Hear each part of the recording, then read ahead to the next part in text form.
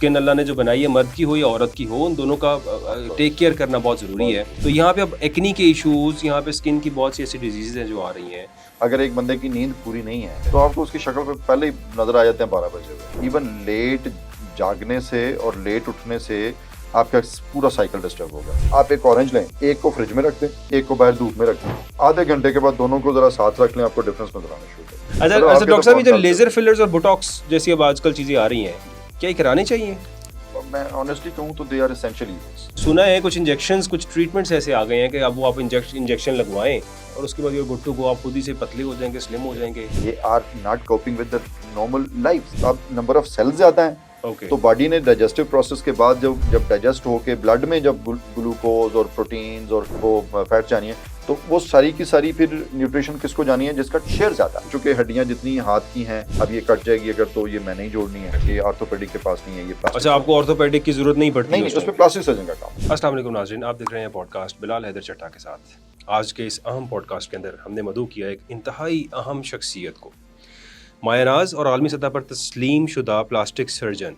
Plastic surgeons आजकल बहुत ज़्यादा लोग इन ट्रीटमेंट्स की तरफ जा भी रहे हैं और बहुत से ट्रीटमेंट्स ऐसे करा रहे हैं जिसमें प्लास्टिक सर्जरी, पहले गुज़िश्ता दौर में अगर हम 2-3 डेकेड्स पीछे चले जाएं तो प्लास्टिक सर्जन्स का काम बहुत कम होता था। अब कुछ फ़ैशन भी बन गया है और लोग बहुत ज़्यादा इन ट्रीटमेंट्स की तरफ जा रहे हैं। तो आज हम जानेंगे आखिर इन ट्रीटमेंट से क्या फ़ायदे और क्या नुकसानात होते हैं। हमारे साथ जो मौजूद हैं डॉक्टर अफजाल बाजवा उनका नाम है और प्लास्टिक सर्जरी के मैदान में ग्रां कदर खिदमात सर अंजाम दी हैं। डॉक्टर साहब ने ना सिर्फ खिदमात सर अंजाम दी हैं बल्कि तहकीकी मैदान में भी नुमाया जो है मकाम हासिल किया है। इन्वेंशंस कर लेना, दुनिया के अंदर अगर दुनिया की ओवरऑल पॉपुलेशन की बात की जाए तो 0.02% यानी कि 0.02% वो लोग हैं जो पेटेंट होते हैं, यानी कोई चीज़ इन्वेंट कर लेते हैं, कोई चीज़ दरियाफ्त कर लेते हैं, बना लेते हैं। ये सिर्फ 0.02% लोग ऑल ओवर द वर्ल्ड होते हैं पूरी दुनिया की पॉपुलेशन में से, और उनमें से भी बहुत कम ऐसे लोग होते हैं जो अपने पेटेंट रजिस्टर करवा लेते हैं और उनका पेटेंट अप्रूव हो जाता है और दुनिया मानती है, फिर दुनिया ओवरऑल उसको यूज़ करती है कि आखिर ये जो डिवाइस आपने बनाई, आपने जो भी इंस्ट्रूमेंट बनाया, ये ठीक था और इसको फिर पेटेंट रजिस्टर भी हो गया और इसको इस्तेमाल भी किया जा रहा है ऑल ओवर द वर्ल्ड। सो पाकिस्तान के लिए बायसे फ़ख्र डॉक्टर अफजाल बाजवा हमारे साथ मौजूद है। डॉक्टर साहब, thank you so much for being here. बहुत शुक्रिया जी। डॉक्टर साहब, कुछ बात करते हैं अब स्किन के इश्यूज़ पे, because obviously being the plastic surgeon और आपकी इतनी अचीवमेंट्स हैं, तो पाकिस्तान के अंदर स्किन के बहुत से इश्यूज़ हैं। मर्दों के पहले तो होते नहीं थे या शायद मर्दों को ख्याल नहीं होता था और इन चीज़ों में आते नहीं थे। अब दूसरी वाली बात आपकी ज़्यादा वैलिड है, हाँ, ख्याल नहीं होता था। अब आके ज़ाहिर है पोल्यूशन बहुत ज़्यादा बढ़ गई है, फिर कुछ टाइम लोगों के पास शॉर्ट हो गया, अपनी स्किन का ख्याल नहीं रखते हैं। और मर्दों की स्किन का ख्याल रखना तो एक ऐसी चीज़ है जो आज तक लोग कहते हैं मर्दों को, यार बंदों को तो ज़रूरत नहीं है। स्किन वैसे भी हार्ड होती है ना, उसको लुक आफ्टर करना इतना आसान भी नहीं है। लुक आफ्टर करना आसान भी नहीं है, बट स्टिल दे थिंक यार मर्दों को क्या ज़रूरत है करने की, तो औरतों के काम है। हालांकि ऐसा नहीं है। स्किन अल्लाह ने जो बनाई है, मर्द की हो या औरत की हो, उन दोनों का टेक केयर करना बहुत ज़रूरी है। तो यहाँ पे अब एक्नी के इशूज़, यहाँ पे स्किन की बहुत सी ऐसी डिजीज़ हैं जो आ रही हैं और फिर एलर्जीज़ भी हैं कुछ, जो स्किन कुछ क्विक रेसिपिएंट्स हैं। जैसे मैं भी अगर अपनी बात करूँ तो मुझे एलर्जी जो है वो जल्दी ट्रांसफ़र हो जाती है, कुछ लोगों को उस तरह से नहीं होती है।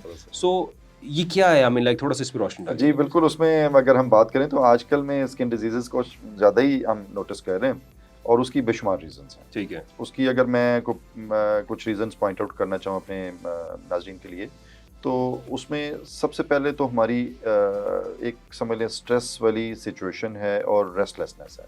अच्छा, स्ट्रेस और रेस्टलेसनेस की वजह से स्किन डैमेज होती है? ऑफ कोर्स अगर एक बंदे की नींद पूरी नहीं है, ठीक है, तो आपको उसकी शक्ल पे पहले ही नजर आ जाते हैं 12 बजे हुए। हाँ, हल्के पड़े होते हैं और फिर उसका फिर देखें, इवन लेट जागने से और लेट उठने से आपका पूरा साइकिल डिस्टर्ब होगा।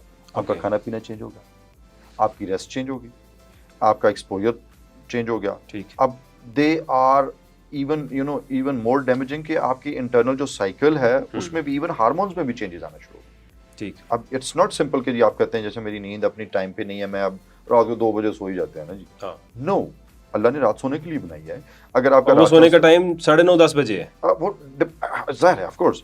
अब अगर आपका जो रेस्टिंग टाइम पूरा नहीं है तो आप प्रॉब्लम में हैं।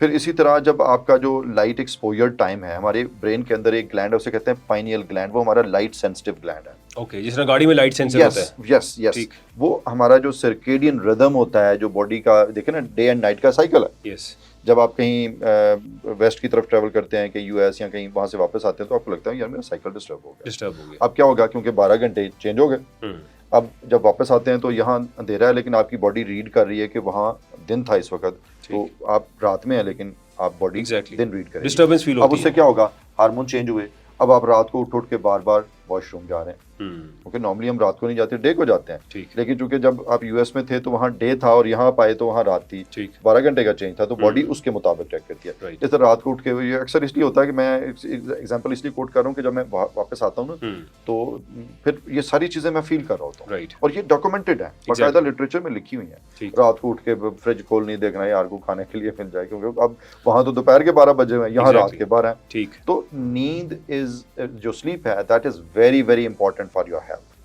अच्छा जी, ये एंटी एजिंग भी है, एंटी एजिंग भी है, क्योंकि आपकी अगर नींद पूरी है, आप कंफर्टेबल हैं, तो यू एज लेस, आपकी एज स्लोअर है, your body is in comfort zone. और अगर आपकी नींद पूरी नहीं है, आपकी डाइट ठीक नहीं है, तो आप प्रॉब्लम है। इसी तरह दूसरा अगर हम एस्पेक्ट लें, फर्स्ट तो हमने कह दिया कि जी रेस्ट एंड स्लीप, सेकंड पे आते हैं तो हमारा जो खाना पीना है, दैट इज काजिंग प्रॉब्लम्स। जो कैफीन कंटेनिंग कंपोनेंट्स हैं, जिसमें लाइक बेवरेजेस हैं, चॉकलेट्स हैं, कॉफ़ीज़ हैं, लॉट ऑफ टी है, इसके अंदर एक कॉमन कंपोनेंट है which we call it caffeine.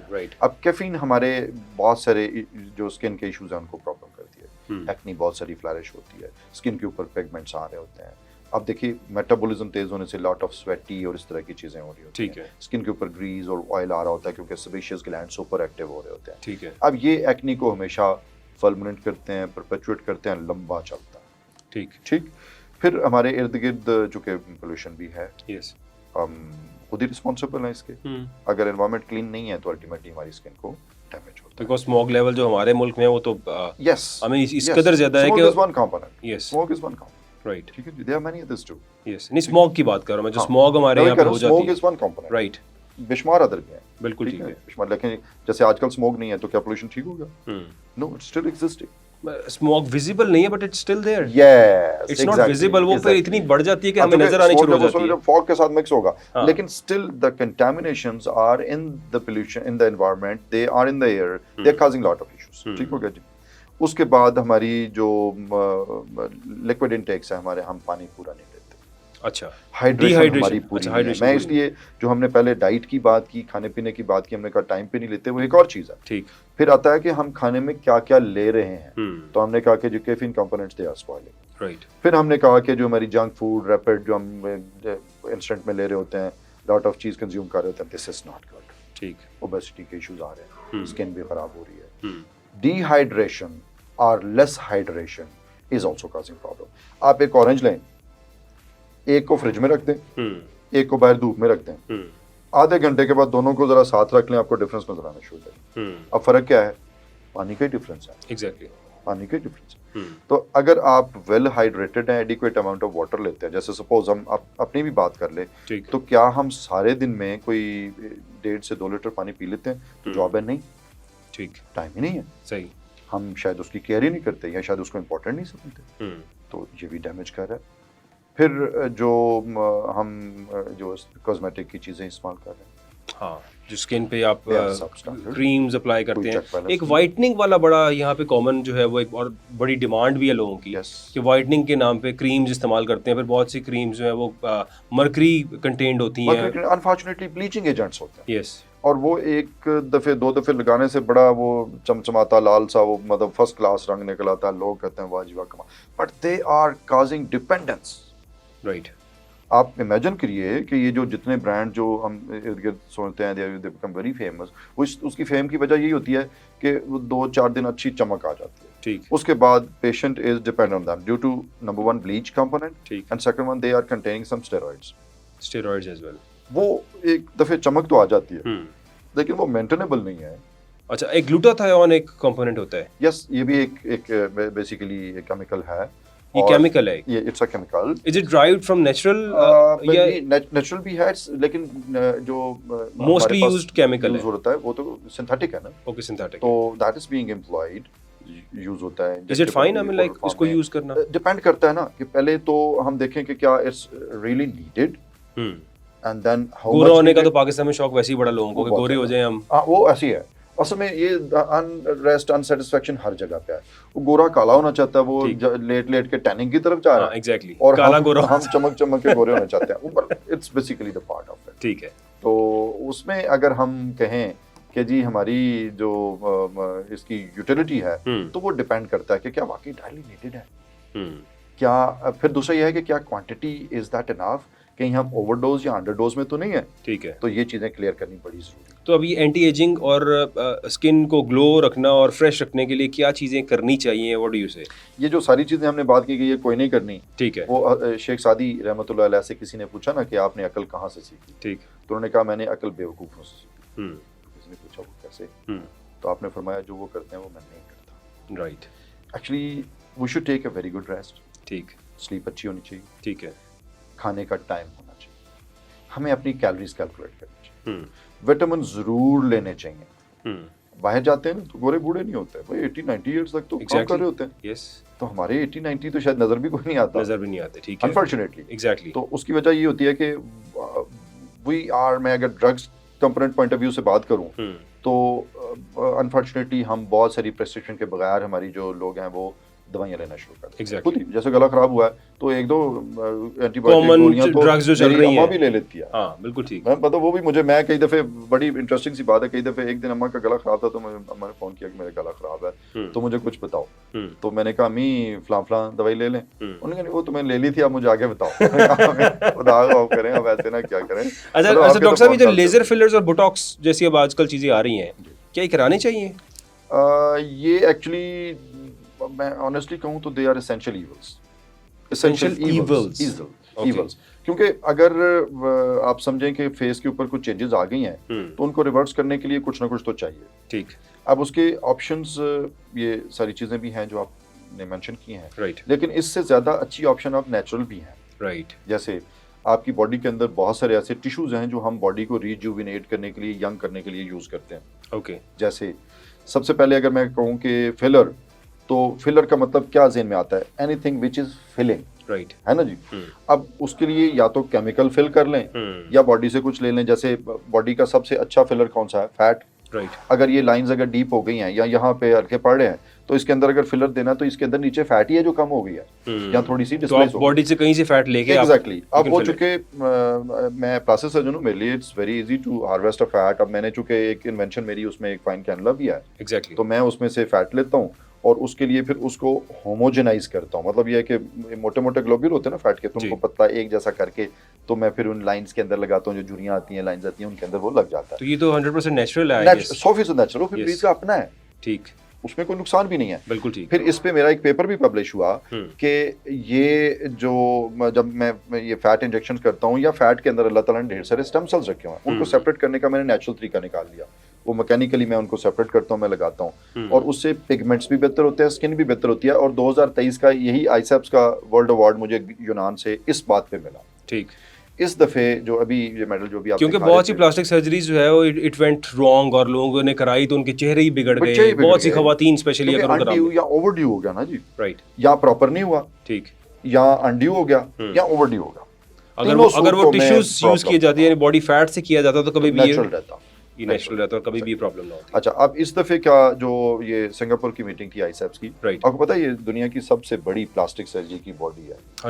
117 मुल्कों से ISAPS, international society of aesthetic plastic surgeons, right, और इसमें 117 ममालिक, it's the biggest organisation of the world. और इसमें फिर जो जब स्टडीज हम भिजवाते हैं तो एक अच्छा रिव्यूअर, उनका वो पैनल होता है, वो बोर्ड सेलेक्ट करता है कौन सी प्रेजेंटेशन होगी, बिल्कुल, फिर उसमें से फिर जब प्रेजेंटेशन हो जाती हैं तो फिर डिसाइड होता है कि किसको मेडल्स मिलेंगे। तो ये जो इस दफे वाला सिंगापुर में था, उसमें मेरी और नाज़रीन मैं दोबारा ये बात करना चाहूँगा कि अरशद नदीम का गोल्ड मेडल तो हम सबको याद है और बड़ी हाइप क्रिएट हुई। ये उससे बड़ा गोल्ड मेडल है जो डॉक्टर साहब ने लिया है। बिलीव मी, ये इतनी बड़ी इन्वेंशन है कि इस गोल्ड मेडल का पाकिस्तान के लिए बाइस फ़ख्र है और इसको प्रमोट करना चाहिए। इस पर डॉक्टर साहब को इनका शुक्रिया भी अदा करना चाहिए कि पाकिस्तान के लिए ही सच एन अचीवर, और ऐसा शख्स दुनिया में मौजूद नहीं था। He has done it for the first time. जो 18 इंस्ट्रूमेंट्स इन्होंने डेवलप किए हैं ये दुनिया में पहली बार हुए हैं, और ये गोल्ड मेडल आईसेप से लेना consecutive for the second year, और ये सबसे बड़ी बात है कि कंसेक्यूटिव लेते आ रहे हैं डॉक्टर साहब गोल्ड मेडल, एंड अल्हम्दुलिल्लाह you are proud for us. और ये इस दफ़े वाला जो था, ये जब कोई कट्स और स्कार्स होते हैं मैंने बॉडी से फैट से स्टेम सेल्स निकाले और मैकेनिकली निकाले और उनको सेपरेट करके तो मैंने इनके अंदर इंजेक्ट किया तो वो स्कार्स बहुत इंप्रूव हो। अब it was all natural, right. तो उस पे फिर they consider to be for gold medal. Right, माशाल्लाह, दैट्स अ ग्रेट अचीवमेंट। अब कुछ थोड़ी सी बात करते हैं फैट लॉस। लोगों को पतला होने का बड़ा शौक है आजकल, सेलिब्रिटीज बड़े बड़े नाम हैं जो ऐसे पतले हो गए हैं कि बंदा हैरान हो जाता है कि यार विद इन वीक्स इसकी तो हवा ही निकल गई है। और कुछ सुना है, कुछ इंजेक्शंस, कुछ ट्रीटमेंट्स ऐसे आ गए हैं कि अब वो आप इंजेक्शन लगवाएं और उसके बाद योर गुड टू गो, आप खुद ही से पतले हो जाएंगे, स्लिम हो जाएंगे। Is it on? एब्सोल्युटली, आपने जो कहा है बिल्कुल ठीक है। असल में होता यह है कि जो बॉडी का वेट गेन की एक टिपिकल फिजियोलॉजी है। ठीक है। अब फिजियोलॉजी ये है कि कोई चीज़ जमा कब होती है, जब आ ज़्यादा रही होती है और जा कम रही होती है तो वो जमा होना शुरू हो जाती है, वो एक्सेस हो जाती है। ठीक, यूटिलिटी से ज़्यादा। ठीक। इसी तरह जब हम न्यूट्रिशन ले रहे हैं, अपनी कोई खाना खुराक ले रहे हैं, अगर उसके अंदर कैलोरीज हमारी रिक्वायरमेंट, ये जो कंजम्पशन का आरडीआई रिकमेंडेड डेली अलाउंस है, उससे हमारी कैलोरी जो हमारी वेट के बॉडी बीएमआई के हिसाब से अगर ज़्यादा है तो वो ज़्यादा ज़खीरा होंगी। ठीक। बॉडी कुछ यूज़ कर लेगी, कुछ रख लेगी। अब जो रख लेगी तो बॉडी का सबसे जो बड़ा स्टोरेज टिश्यू है वो फैट है, राइट। अब वो फैट बनती जाएगी। अब फैट जब बन जाती है तो उसके बाद फिर फैट से फैट और बनती जाती है, उसकी खास साइंस है, वो मैं भी समझाता हूँ। उसमें होता यह है कि जब एक टिश्यू बन गया ना जी, तो खाना खाते हो तो हम पेट में डालते हैं। अब खाना डाइजेस्ट हो गया, ठीक। अब जहाँ पे जितना टिश्यू है, खाना हजम होने के बाद उतना हिस्सा उसको जाएगा, ठीक है, उसका शेयर डिस्ट्रीब्यूट होगा। ओके। अब जब फैट बढ़ जाती है तो उसका शेयर भी बढ़ जाता है, फैट का शेयर भी बढ़ जाएगा, of course, number of sales बढ़ गए ना जी। खाना उसको एक्स्ट्रा शेयर देना शुरू कर देगा। यस, जब आप खाते हैं, देखे ना आपने, अगर फर्ज करें 10 लोग हैं हमारे पास इस वक्त स्टूडियो में, तो अगर कोई खाना आएगा तो सब अपना अपना ले लेंगे, और यानी जितना बड़ा पेट होगा उतना ज्यादा न्यूट्रिशियस और उसका शेयर उतना ज्यादा बॉडी निकालें, क्योंकि नंबर ऑफ सेल्स ज्यादा हैं। एग्जैक्टली। तो वो फिर डिस्ट्रीब्यूशन। अब देखें, अनफॉर्चुनेटली जितने लोग ओबीज होते हैं उनके मसल्स बोन बहुत वीक होते हैं। एग्जैक्टली।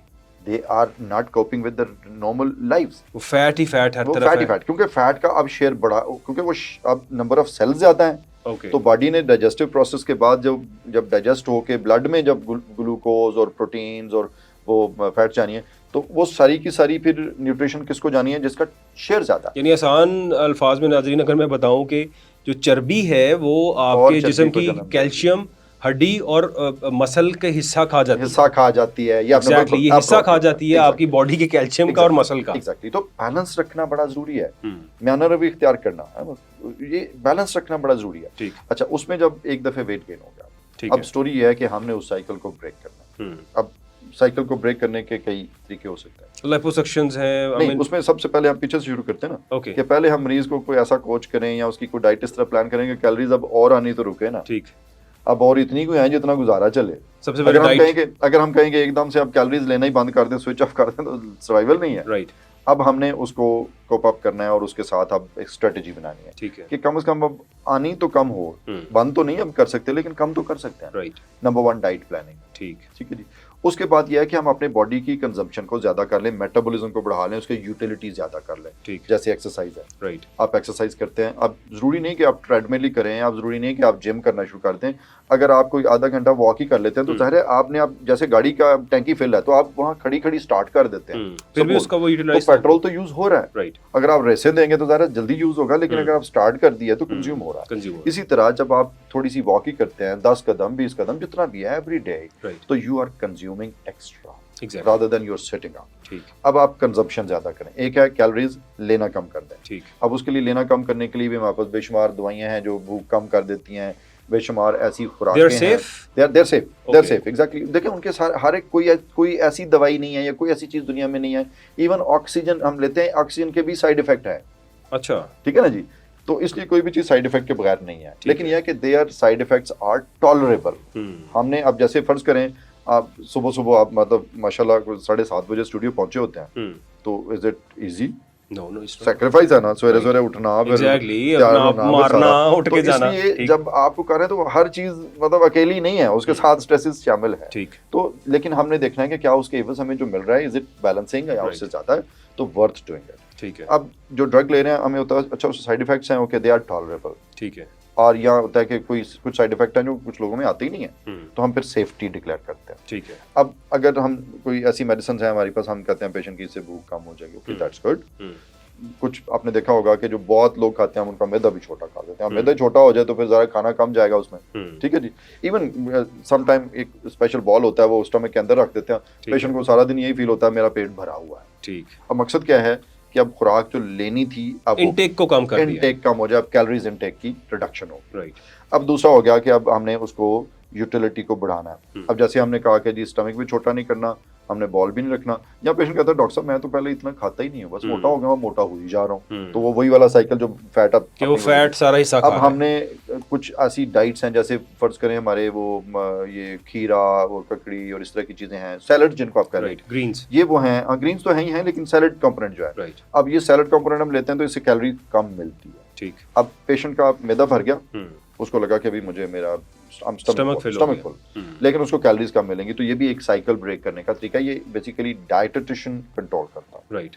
अब उसके बाद अगली फेज पे आ जाए कि अब जो कैलोरीज हमारे पास आगे स्टोर्ड फॉर्म में उनको कैसे यूज करना है। तो मेटाबॉलिज्म एनहांस करने के लिए हमने कहा कि एक्सरसाइज करें तो मेटाबॉलिज्म बढ़ गया, अब कंजम्पशन बढ़ गई। इसके लिए हमारे पास कुछ दवाइयां भी हैं, वो हमने मेडिसिन पेशेंट को दी तो उसका मेटाबॉलिज्म तेज हो गया। ठीक है। अब तेज होने से क्या हुआ, अब उसकी जो कैलोरीज थी वो कंज्यूम होना शुरू हो गई, अब उससे फैट रिड्यूस हुई। ठीक है। अब वो जो आप बता रहे थे इंजेक्शन जो है, इंजेक्शन फॉर्म में भी आते हैं, गोली फॉर्म में भी आते हैं, जैसे मेटफॉर्मिन एक केमिकल है, ठीक है, वो मुख्तलिफ दवाइयों के नाम से आता है, मैं जेनेरिक बता रहा हूँ आपको। ये तो शुगर पेशेंट्स को दिया जाता है, शुगर पेशेंट को भी दिया जाता है, भी दिया जाता है, और कंडीशन के मुताबिक हम वेट रिडक्शन के लिए भी देते हैं। ठीक है। इसी तरह एक वो हमारा हार्मोन है थायरॉक्सिन, वो भी अगर कम हो तो वेट बढ़ना शुरू होता है, वो भी हम पूरा करते हैं तो वेट बेहतर होना शुरू हो जाता है। ठीक। थायरॉक्सिन कम होने से ये जो गिलड के अंदर पैदा होती है, ये जो हमारा थायराइड है ना, राइट, ये गिलड की बीमारी होती है ना, बढ़ जाता है, ये उसी ग्लैंड की बीमारी है। तो गिलड ना भी हो तो अगर थायरॉक्सिन यहाँ पूरी पैदा नहीं हो रही तो पेशेंट मोटा होना शुरू होता है। बिल्कुल ठीक, क्योंकि थायरॉक्सिन आपके मेटाबॉलिज्म को कंट्रोल करती है। ठीक है, ठीक है जी।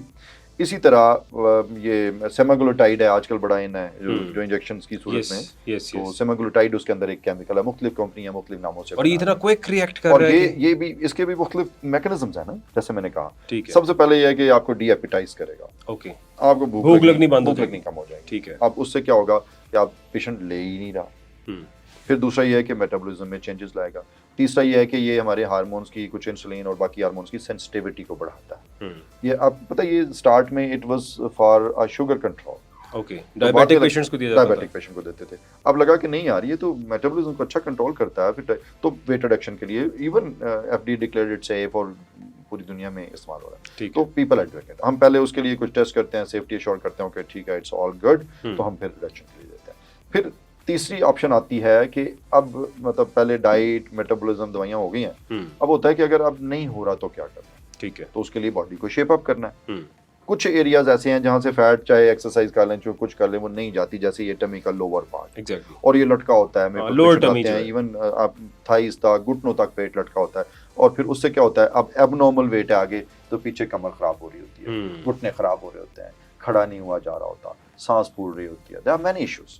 तो फिर हम क्या करते हैं, फिर मैं ऑपरेशन करता हूँ इसके लिए बड़ा एक, और उसके लिए फिर मैं स्किन और जो फैट का कंपोनेंट आता है उसको मैं निकालता हूँ, पेट को छोटा करता हूँ, साइडों से जहाँ जहाँ हार्ड फैट होती है जो रिस्पॉन्ड नहीं कर रही होती, ठीक है, उसको लाइपोसक्शन करता हूँ। अब ये सारी सर्जरी जो है ये पेशेंट को शेप अप कर देती है, और वही जो बात हम कह रहे थे, हमने फैट वाला साइकिल तोड़ दिया। अब फैट का कंपोनेंट कम हो गया, अब उसका हिस्सा भी कम मिलेगा उसको।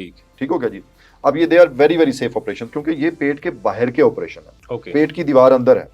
अब पहले जिल्द है, फिर चर्बी है, फिर उसके बाद पेट की दीवार है, तो ये सारी सर्जरी कहाँ हो रही है, पेट से बाहर। अब इसमें जो लूज स्किन है वो निकलेगी, चर्बी निकलेगी, और पेट सारा एक जैसा होगा। अब उससे क्या होगा, अब नॉर्मल वेट से पेशेंट सीधा होकर खड़ा होना शुरू होगा, जो रीढ़ की हड्डी में चेंजेस आई थी वो रिवर्स होना शुरू होगी, बिकमिंग कंफर्टेबल, घुटने हल्के हुए, ही स्टार्टेड वॉकिंग। अब जब वॉक करता है तो वही जो हम कह रहे थे 10 कदम भी चलेंगे तो कैलोरीज अब कंज्यूम होना शुरू होगा। ठीक, अब वो सारी स्टोरी बेहतर होना शुरू हो गई। सो ये बेसिकली वेट रिडक्शन सर्जरीज हैं।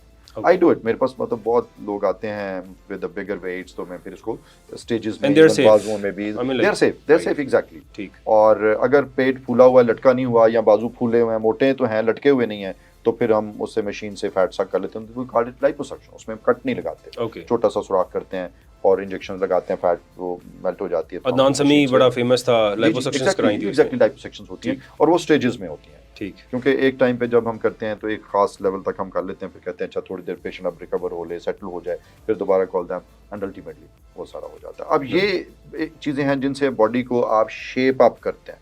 ठीक है, और फिर ultimately life becomes very good. Right. और वो जो इंजेक्शंस हैं वो भी इसका मतलब है कि इट्स कंप्लीटली सेफ, इनको जो लगवा रहे हैं, right, they are safe, even they are safe declared by FDA.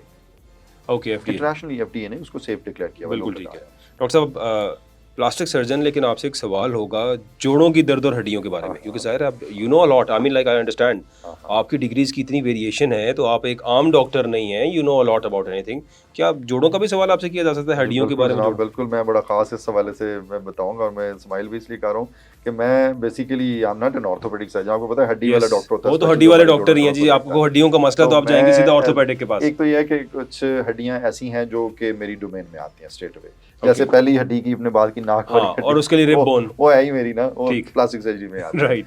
इसी तरह इवन सिर्फ नाक ही नहीं है, अगर यहाँ भी हड्डी कोई चोट लग के अंदर चली जाए, टेढ़ी मेढ़ी हो जाए, तो फेस की हड्डियां सारी मैं करेक्ट करता हूँ, कानों की ये सारी शेप अप। इसी तरह हाथ के फ्रैक्चर्स हो जाते हैं हड्डियां, तो वो सारी मेरे पास आती हैं। बिल्कुल ठीक। मैं बस इवन चूंकि मैं रीप्लांट्स करता हूँ, रीप्लांट का मतलब ये होता है कि कुछ चीज बॉडी से कट के लैदा हो जाए तो मैं उसको वापस लगाता हूँ। आपको पता है जो कट के लैदा हो जाती है 6 घंटे उसके अंदर जान रहती है, तो 6 घंटे में उसकी खून की नालियां, वो नसें जोड़ के, और अगर 6 घंटे गुजर जाए तो इट्स डेड, ठीक है जी। और ये टाइम थोड़ा सा कम ज्यादा हो सकता है, जैसे सर्दियों में टाइम बढ़ जाता है, गर्मियों में चीजें जिस तरह आपको पता है कोई चीज खराब होगी तो गर्मी में जल्दी हो जाती है, तो लेकिन 6 आवर्स इन एवरेज। इसके लिए मेरे फेमस रेगुलर वो लेक्चर्स भी होते हैं कि जब कोई चीज कट जाए तो उसको जाया ना करें, उसको फौरन लेके आ जाएं, 6 आवर के अंदर आप जाएं तो वो जुड़ सकती है। अगर वो सारी ना भी जुड़े तो उसमें कुछ हिस्सा हम इस्तेमाल कर लेते हैं, which we call it spare part surgery. बिल्कुल, उसमें से कुछ चीजें लेके इस्तेमाल हो सकती हैं ताकि उसको कारआमद आए। बिल्कुल ठीक। अच्छा, अब ये चूंकि हड्डियां जितनी हाथ की हैं, अब ये कट जाएगी अगर तो ये मैंने ही जोड़नी है, ये ऑर्थोपेडिक के पास नहीं है, ये प्लास्टिक। अच्छा, आपको ऑर्थोपेडिक की जरूरत नहीं पड़ती? नहीं, उसमें प्लास्टिक सर्जन का काम है, राइट। ये चूंकि ये कॉन्ट्रैक्चर्स और ये जो हड्डियां टेढ़ी जोड़ ऐसे टेढ़ा हो गया, जल के ऐसे हो गया, या चोट लगने से,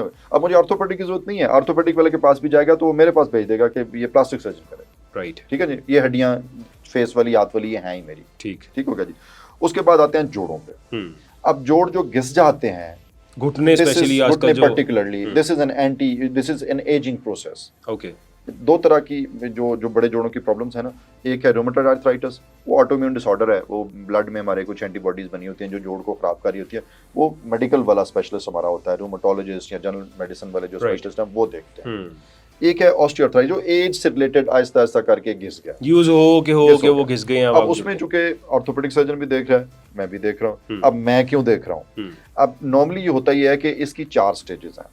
1 में यह कि स्टेज 1 में थोड़ा सा जोड़ घिसा, दर्द शुरू हो गई, ठीक है, अब उसके लिए पेन किलर चाहिए, विटामिन डी, कैल्शियम, तो वो फिर अकॉर्डिंगली वो ऑर्थोपेडिक वाला भी प्रिस्क्राइब कर देता है, तो बाकी वाले भी लोग जो जनरल फिजिशियंस होते हैं वो भी दे देते हैं, डाइक्लोफेनेक सोडियम वगैरह देते हैं और पेन किलर्स ना, पेन किलर्स। अब स्टेज 2 में थोड़ा सा और घिस गया, ठीक है। स्टेज 3 में एडवांस हो गया, पेशेंट की तकलीफ बहुत बढ़ गई है, ठीक है। और 4 में हो गया कि हड्डी घिस भी गई है और हड्डी ऊपर वाली और नीचे वाला जोड़ भी आपस में रगड़ भी गई है, स्लिप भी हो गई है, मतलब जैसे ना ऐसे ऊपर जोड़ा है, अब नीचे वाली हड्डी है, ऊपर वाली तो ऐसे स्लिप करके ऐसे टेढ़ा हो गया, राइट। अब वो कहते हैं गोटा निकल गया मेरा, जी, ठीक। अब जो एक्चुअली स्टेज 2, 3 एंड 4 ऑर्थोपेडिक वाले जो हमारे दोस्त हैं वो सारे क्या करते हैं, अगर पेशेंट बहुत सिम्टोमेटिक हो और एडवांस डिजीज जब हो जाती है तो कहते हैं जी घुटना बदल लें।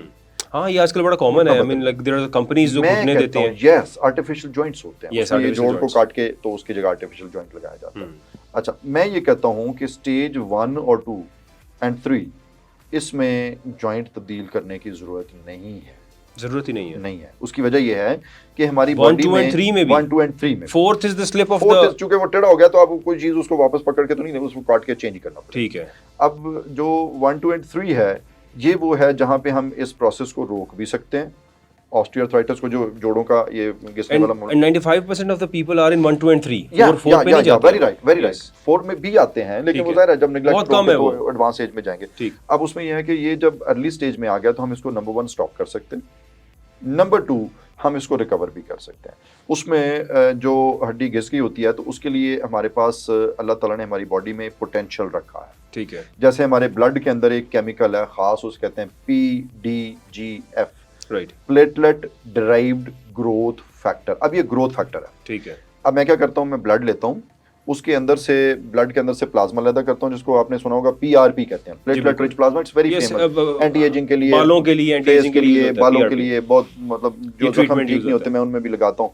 अब मैं PRP से अगला वर्जन करता हूँ, मैं उसमें से PDGF निकाल लेता हूँ। ठीक है। अब ये ग्रोथ फैक्टर है। Okay. मैं एंटी एजिंग झुर्रियों और ये चीज़ें जो होती हैं पिगमेंट्स के लिए भी यूज़ करता हूँ, बालों के फॉल के लिए भी, जो क्रॉनिक वुंड्स हैं जो ठीक नहीं हो रहे थे उनमें भी यूज़ करता हूँ। तो मैं इसको जोड़ के अंदर लगाता हूँ। अब ये बेसिकली हीलिंग फैक्टर है। ओके, अभी इसको घुटनों के अंदर जो है अब ये जो हड्डी घिस रही थी उसके अंदर चूंकि कॉन्ड्रोब्लास्ट होते हैं, स्पेशल सेल्स होते हैं जो उस हड्डी को बना कार्टिलेज कहते हैं, आई गेस। कार्टिलेज तो उस सारी का नाम है ना जी। ओके। कार्टिलेज के अंदर स्पेशल सेल है जिन्हें कॉन्ड्रोब्लास्ट कहते हैं। ओके। उनका काम ही है कि वो जो हड्डी जैसे टूट जाए तो आपको देखा है हड्डी कहीं फ्रैक्चर हो जाए तो उस तरह की हड्डी फिर बन जाती है। एग्जैक्टली। इस तरह इसके अंदर भी हड्डी बनाने के सेल्स होते हैं। ठीक है। और ये जब PDGF डालते हैं, प्लेटलेट ड्राइव ग्रोथ फैक्टर, तो वो उनकी एक्टिविटी को बढ़ाता है, तो जो हड्डी घिस गई होती है वो बनना शुरू हो जाती है। At any as. एग्जैक्टली। तो फिर गोडे पवाने की जरूरत ही नहीं, ये नहीं, करवाएं ट्रीटमेंट। बिल्कुल वो गोडे पवाने की वो जरूरत है। सिर्फ जब advance चौथे, पास। हाँ, या वो चौथे सिर्फ आप stage स्टेज 4 पे हो तो वो डलवाएं। मैं I know lot of people जो स्टेज 4 पे नहीं थे, जो स्टेज 4 पे वो स्टेज 2 पे थे और 3 पे थे, तो उन्होंने घुटने डलवा ली। एग्जैक्टली। उन्होंने डलवा घुटना ली। चेंज होने की जाहिर है ऑर्थोपेडिक एक्सपर्ट है, वो बेटर राय दे सकता है, लेकिन उसमें मैं अगर कहूँ तो स्टेज 4 इज वन ऑप्शन। या फिर कोई चोट लगी घुटना या कोई जोड़ फ्रैक्चर हो गया और उसमें मतलब वो टूट गया, तो फिर जाहिर है फिर then it should be think of जो चीज रिकवर हो सकती है उसको रिकवर करना चाहिए नेचुरल वे में। It's natural and it's more comfortable. और फिर दूसरा ये इसमें सर्जरी भी नहीं है, इट्स मिनिमली इन्वेसिव, क्योंकि बॉडी से कुछ लेना है। जैसे मैंने कहा कि ब्लड में से मैंने PDGF लेना है, इसी तरह मैं नम करके सुन करके नीडल से स्पेशल वो कैनुला जो मैंने ईजाद किया हुआ है और मैं उससे फैट निकालता हूँ। ठीक है। और उस फैट में से बॉडी के अंदर से फैट के जो सेल्स हैं वो सेपरेट करता हूँ। We call them as stem cells. Right. अब वो स्टेम सेल्स में लगाता हूँ तो स्टेम सेल अल्लाह ताला ने बनाए ही हमारे इसलिए रीजनरेट होने के लिए। जब बच्चा पैदा हो रहा होता है तो उसके अंदर पहले शुरू में जो सेल्स बनते हैं they are basically stem cells, और वो उनकी कुछ पॉपुलेशन अल्लाह ने रिजर्व रखी to repair and maintenance. Right. अब हमें बॉडी के अंदर ही अब हमें अल्लाह ने अकल दी, हम उन सेल्स को अलग कर लेते हैं और उनको वहां रखता हूँ मैं जहां मुझे रिपेयर जरूरत है। अब जहां वो खुद नहीं पहुंच पा रहे या जहां उनकी कंसंट्रेशन उतनी नहीं है, तो मैं निकालता हूँ और मैं उनको वहां रखता हूँ। अब वो रिपेयर मैकेनिज्म उनका नॉर्मल काम है। ये कोई और डॉक्टर्स भी कर रहे हैं ट्रीटमेंट आए थे? ये एक्चुअली ये तो रिसर्च बेस्ड है ना, रिसर्च बेस्ड है। एक्चुअली PhD करने के बाद बंदा इस तरह की चीजें सोचना शुरू कर भी देता है। और फिर ये तो मैंने खुद पहली बार सुना, because I am from the doctors family. और कहना कि ये हां जाहिर है, मेरे फादर मेरे ग्रैंडफादर भी डॉक्टर थे, but still I haven't heard it. दादा तो जनाब किंग एडवर्ड के तो माशाल्लाह आप ही के हो, be that he is our senior, so बड़ा नाम उनका अल्हम्दुलिल्लाह। तो ये जो एक्चुअली हमारी जो मेरे 2 गोल्ड मेडल इसी पे ही हैं, दोनों स्टडीज मेरी जो थी वो दोनों स्टेम सेल बेस्ड थी। बिल्कुल ठीक। तो ये अब दुनिया का फ्यूचर है, इसे कहते हैं रीजनरेटिव मेडिसिन।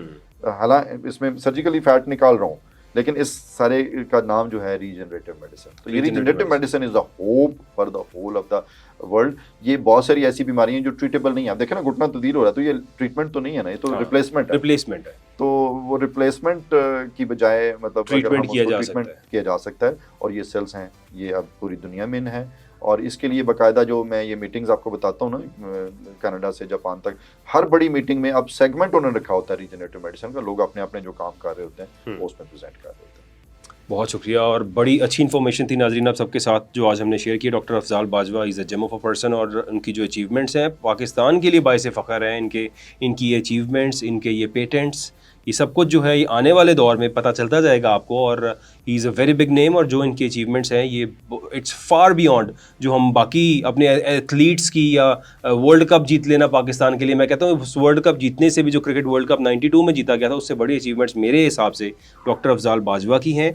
लेकिन शायद पढ़े लिखे हम लोग नहीं उस तरह से इन चीज़ों को ज़्यादा अडॉप्ट नहीं कर पाते हैं, बट आई गैस कि ये these are very bigger achievements in that, और पाकिस्तान के लिए बाइस फ़ख्र है। बहुत शुक्रिया आपका हमारे स्टूडियो में आने का। Thank you so much for being here. और नाजरीन उम्मीद है आप सबको इससे बहुत फ़ायदा होगा। अपना ख्याल रखिएगा। अल्लाह हाफ़िज़।